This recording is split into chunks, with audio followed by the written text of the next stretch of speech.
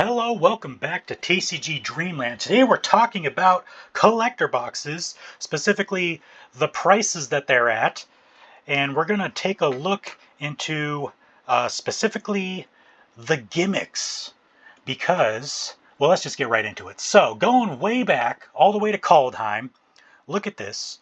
Collector boxes. Now keep in mind, collector box uh, kind of MSRP, they don't state an MSRP anymore because Wizards is Wizards. But they're supposed to be well over $200, probably 215, 220, 225. Typically, LGSs sell it for a little under MSRP. A lot of LGSs I've seen sell them at release for like 215 for like pre-order price, but they're actually supposed to be a little bit above that. But Kaldheim, current market price, $169. Unfortunately, on TCG Player, we can only go back a year. But as you can see, yeah, I'm sure I don't have the information here. Well, actually, maybe, can I go back farther? No. Okay, so, yeah, these were, I mean, going for over $200 at release probably. And prices have gone up and down. Currently, $169. Next set, Strixhaven. Now this one, it's actually doing much, much better. And this is what I'm getting to at the heart of this video here, is that Kaldheim, nothing particularly special about the collector boosters. Nothing amazing to get out of the collector boosters besides, you know, the cool looking variants. Strixhaven, however, had Mystical Archives.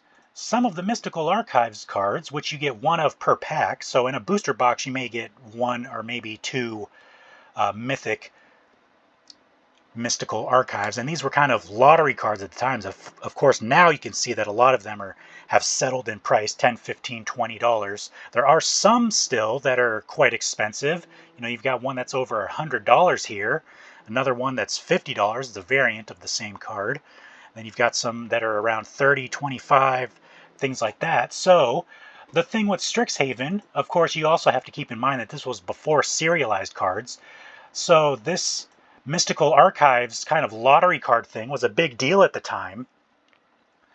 And so because there was a gimmick involved with this set, something super, well, relatively high value that you could get out of these collector booster packs, you know, that is what allowed the set to kind of stay a little bit higher. Because after this, the next few sets, AFR, absolutely horrible. The EV of this set was horrible.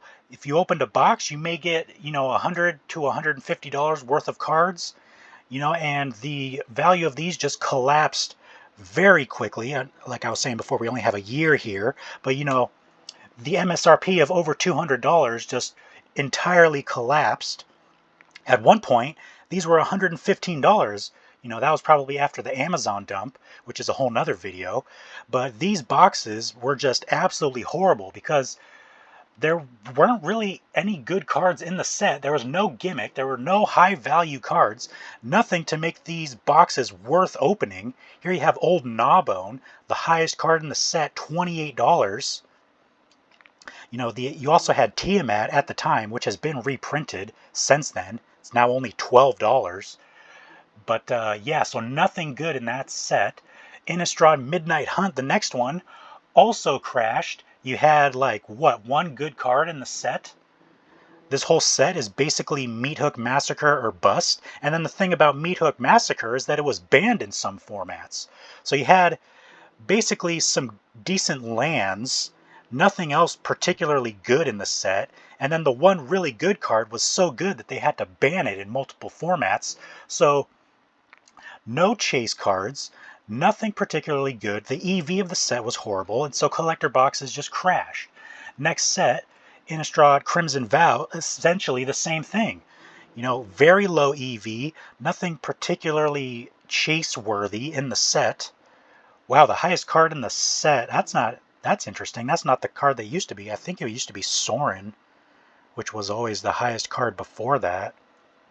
But yeah, I mean, what, $16 for the highest card in the set? Like, no wonder these boxes crashed because there's just nothing good in them. The EV of these boxes, nowhere near the actual price that they're selling them for. Then, now we start getting into the era of these extremely rare chase cards.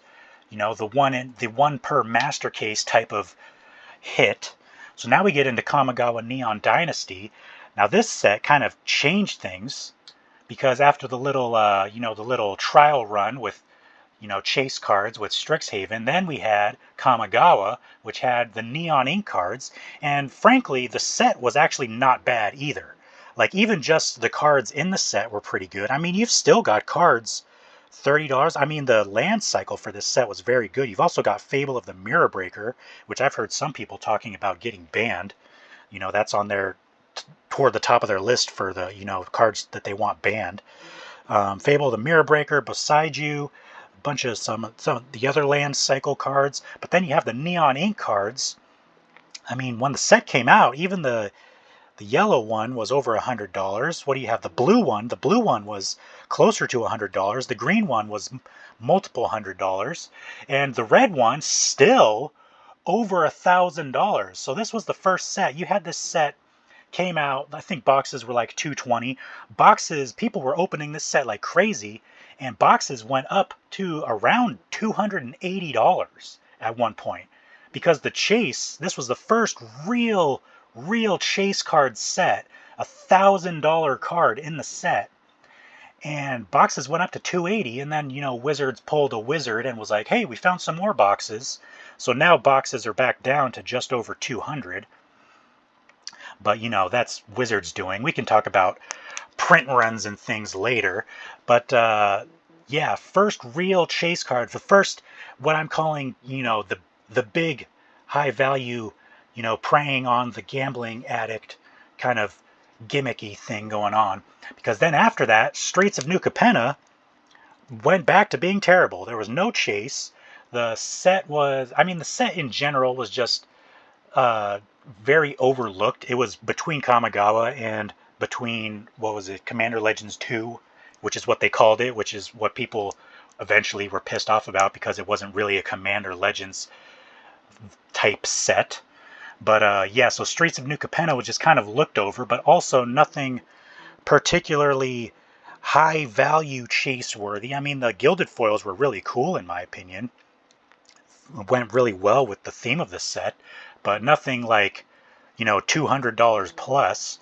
Then you have Dominaria United. Then they tried a different gimmick. They tried the Lost Legends with this. However, the problem with the Lost Legends was that we knew the hit rate of the Lost Legends, and we knew the value of the Lost Legends.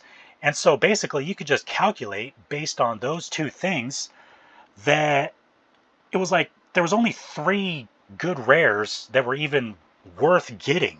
You know what I mean? So basically they tried to do this whole thing, and they tried to like really sell it too. Like we have these Legends cards that we're inserting in packs. These are actual old boxes. We found a pallet of Legends in a warehouse somewhere, and we're cracking the packs and putting these in there. And they were really trying to sell it. However, based on the hit rates and the value of the cards, because the value of the cards was already established, and it was like the Lost Legends just were a non-issue. And now you can see these boxes are $150 because the base set can't stand on its own. That's the main theme that we're seeing here, is that these sets, at the price that they're selling them for, these sets just can't stand on their own. You do have Sheoldred, which is quite expensive, but then what's after that? A $17 card. You know what I mean? So Sheoldred is really the only card worth getting in the set. And so these boxes just went all the way down to $150. Then you have Infinity. They tried to do kind of a gimmick with these. What they did was, let me just show you real quick. They were going for over $200 at release, a little over $200. They were selling for normal collector booster box prices. I think I was able to find them at an LGS for $215 or something. And then the thing with these, though, they tried to do these Galaxy Foil Shocklands. But the thing was that these Galaxy Foil Shocklands, the hit rate of them was 1 per every 2 boxes. So every other box had a Galaxy Foil Shockland in it, which the Galaxy Foil Shocklands are super cool, and they're Shocklands, and they're still very high value. I mean, the cheapest one is still over, well, just under $80, right? Yeah, that's the cheapest Galaxy Foil.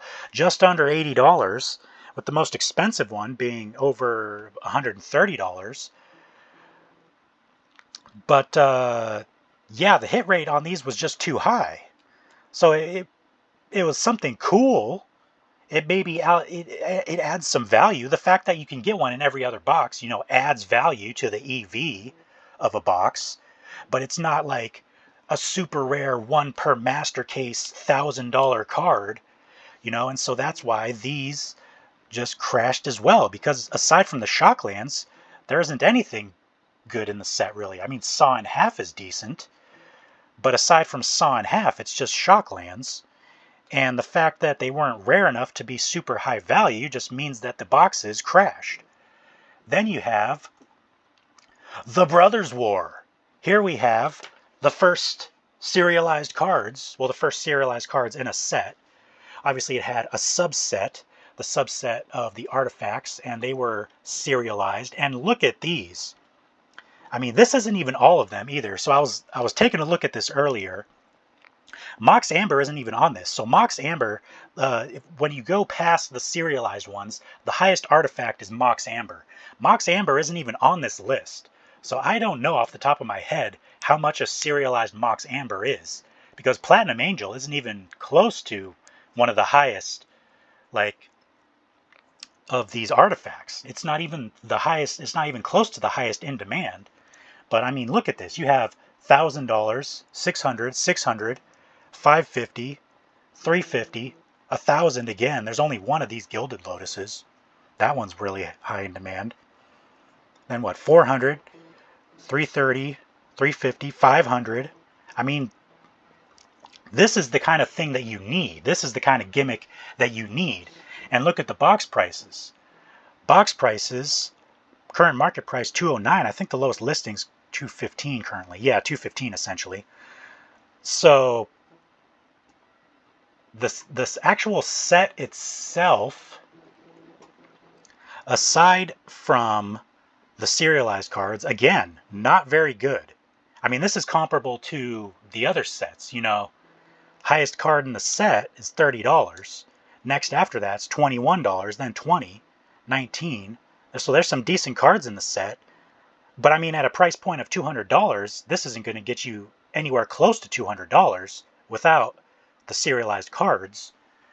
So if this set didn't have serialized cards, there's no doubt in my mind that these boxes would also probably be like $150. The only thing that is keeping this from collapsing is the serialized cards. Because here's the next big thing. The set after that, Dominaria Remastered, which was supposed to be this amazing, you know, remastered, you know, reprint set with all these amazing cards in it, which, frankly, it does have a lot of amazing cards in it. But even these boxes crashed. I mean, they were, part of the problem with this set was that the box prices were increased, right? They were trying to sell these for $300, not $200. But I mean, they were trying to sell these for $300 on release, and even with a loaded set, this set is very loaded. We'll take a look at the singles in a sec, but this set went from, you know, even just after release, I mean, I was seeing these at LGSs for $300, and on TCG Player, they were already going under 300, and now they're down to, what, $232? I mean, these are barely above normal collector box prices. And this is a set that is absolutely loaded. So let's take a look. This set is absolutely loaded. Force of Will, multiple variants, $60 each of them. Vampiric Tutor, multiple variants, $30 a piece. Sylvan Library, $30, $25, $24. Urza's Incubators, $20. Multiple variants. Urza, Lord High Artificer. Wow, these singles prices have gone way down since the last time I looked. But I mean, this set, these are all absolutely amazing reprints. Vampiric Tutor, Sylvan Library, Urza, Enlightened Tutor, Yawgmoth, I mean, this set was absolutely loaded, and even this set crashed. And of course, part of the problem, Worldly Tutor, Exploration, No Mercy. I mean, this set was just absolutely loaded. And part of the problem was that they were, whenever there's a set that they think will do well because they put enough good cards in it that it's actually would maintain a $200 plus price point, then they decide that they're going to charge, you know, $300, $400 for it. So that's part of the problem. But I mean, just given the fact that, you know, there's no high, incredibly rare, incredibly high value cards in the set. And that caused the set to crash. I mean, at a price of $230, LGSs are taking a loss, even on Dominaria Remastered. So then we go to Phyrexia All Will Be One.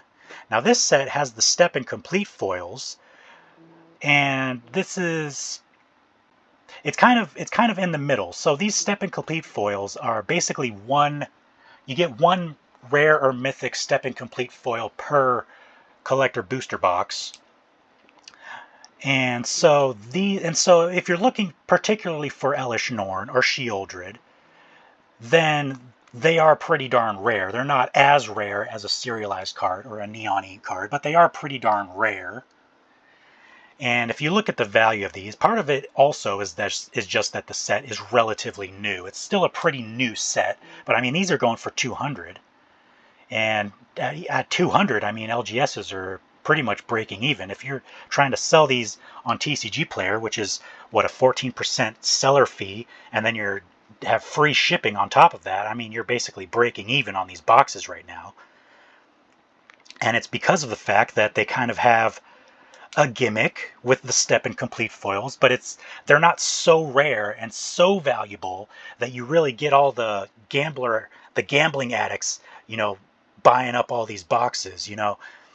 And so the boxes are going down slowly. They've gone down from release. They're going down slowly, and they'll probably continue to go down. I wouldn't be surprised if these boxes just continue going down, maybe 180 or something. I don't know off the top of my head what the EV of the set is going to be, but I mean, there is some decent value. You've got the Sheoldred Praetor concept is $70. The Elish Norn Borderless, $65. What else? That's a Step and Complete. So I'm looking at stuff that's not Step and Complete foils. Vorinclex is $50. Elish Norn Concept Praetor is $40. So there are still some decent cards in the set. And so the EV of this set is, I mean, at least higher than, you know, Innistrad or AFR. But I mean, these box prices are lower than, they're at a price lower than LGSs can make money selling them, and they're probably going to continue going down. Then we come to March of the Machine. Again, you have, I think I pulled it up, you have, you know, these box prices before release were actually pretty high. I mean, $230. I mean, I think at one point these boxes were around $230 because people were, again, really into the whole serialized card aspect, because if we go and look at the serialized cards, over $1,100 for a Ragavan. Atraxa, almost $1,000. Elish Norn, there's only two listings. There's only two listings of serialized Elish Norns. My mouse isn't working. Only two listings of serialized Elish Norns, and so, you know, when that happens, people are just like, I'm just going to make it whatever price I feel like making it. So that's why it's $2,500. But then you've got $400, $400, $300, $450, $435, $475, $380. So then again, you just have another set with serialized cards. And so basically what I'm getting at here is that at the price that these collector boxes are, the sets themselves are just not able to stand alone. The sets are not able to stand alone. And we saw that with all the old sets that didn't have a gimmick. And then we saw it again with Dominaria Remastered, which is like objectively a very loaded set, but even those went down from the price that they're supposed to be selling them for. You know, that they went down significantly from MSRP. The only sets that have actually held up are Kamigawa, Brothers War, and March of the Machine. The three sets with incredibly rare and incredibly valuable cards. You know, so the fact of the matter is, I mean, collector boosters are just not worth the money. I mean, the market finds what these boxes are worth. You know what I mean? Typically what happens is box prices will settle just above whatever the EV of a collector box is. So that's why these sets are settling at 130, 140, 150, 160. The reason they're settling at those prices is because that's just above the EV of the set. The only reason that these three sets, Kamigawa, Brothers War, and March of the Machine, are holding $200 plus is because of these incredibly expensive cards. Because here's the thing, you take out those serialized cards, you take out the neon ink cards, the EV of these sets are just as terrible as all those other boxes that are $150. And so the weird thing to me personally, like I said, these without the serialized cards, these sets would be probably, you know, $180 at best, just based off of the cards in the set. The sets can't stand alone. But the thing that's weird to me is that if you calculate your odds of pulling a serialized card, and you calculate the number of packs you'd have to open on average to get a serialized cards, even if you get a serialized card, you've still wasted tons of money. That's the thing that I don't understand. Well, I guess I understand it a little bit, because essentially what you have is all these people with, you know, money to burn, and whether they have money to burn or not, what it is essentially gambling. I mean, that's just the sad truth of it, is essentially what you're doing here is, so I'm trying to choose my words carefully so that I don't get sued for slander. The fact of the matter is, these boxes, you're not going to get your money's worth out of any collector box, whether there's a serialized card or not. You are not going to get your money out of these collector boxes. The only reason these particular three sets, Kamigawa, Brothers War, and March of the Machine, are staying over $200 a piece is because there's enough people willing to gamble that these boxes are staying over $200 a piece. Unless you pull a red neon ink Hitotsuga or one of the better serialized cards, unless you pull a serialized card, you're not getting your money out of that box. Every single box, the EV of the sets are terrible. Now I'm just repeating myself, so I should probably stop. But that's the whole point I'm trying to get at, is these collector boxes are significantly overpriced, and the only thing that Wizards was able to do to keep them from just crashing was essentially to make these lottery cards, which you're just gambling at that point, essentially. Because even if you take in the amount of packs you'd have to open on average to get a serialized card, you'd still be losing money. So really, it's just gambling. That's the sad truth of it. It's just gambling. The only reason, yeah. So that's what I have to say about that. So in summary, collector boxes, very overpriced. They're probably overpriced intentionally, but they're very overpriced. You know, if you don't have money to burn, don't get a collector box. And if you want to take a gamble, I mean, I'm not going to tell you to not spend your money, but I mean, it's a huge gamble. You're basically trying to win the lottery. I mean, your chances of getting a serialized card is what, one in a master case or something like that? I mean, you'd have to open double-digit numbers of collector's boxes on average to get a serialized card. So that's interesting. It's interesting to me. But yeah, I'm going to make a video soon talking about the Lord of the Rings set, because as we now know with that set, well, we've known for a while now, they're basically one-upping what they've already done with the serialized cards, and they're making a 1 out of 1. That's going to be the only serialized card in the whole set, and it's going to be a 1 out of 1. So I'm going to make a video talking about that soon. Actually, I'm just going to talk about, the Lord of the Rings set in general, because there was some recent news that came out about they're already reprinting it. So we're going to talk about that soon. So thank you for watching. If you like this kind of content where I just kind of rant about Magic and things that are good and bad, and whether you should, spend tons of money on it or not, make sure to subscribe. And I'll see you guys in the next video.